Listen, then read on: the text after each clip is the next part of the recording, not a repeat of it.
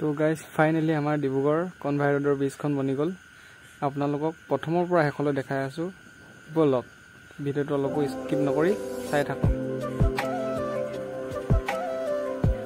কি সুন্দৰকৈ যে বনোৱা হৈছে আৰু ইমান কম সময়তে বনাই কমপ্লিট কৰি দিলে।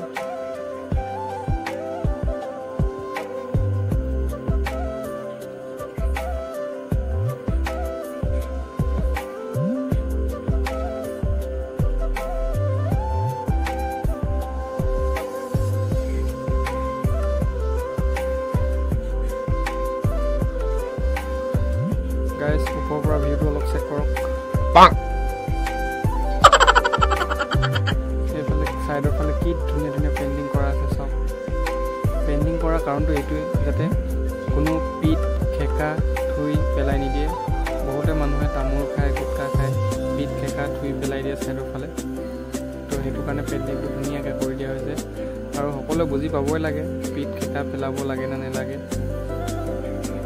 এইফালেদি গ'লে আমি এতিয়া ওলামগৈ চকিডিং আৰু ডিব্ৰুগড় ইউনিভাৰ্চিটিৰ এই বৰ্ডত দেখাই আছে।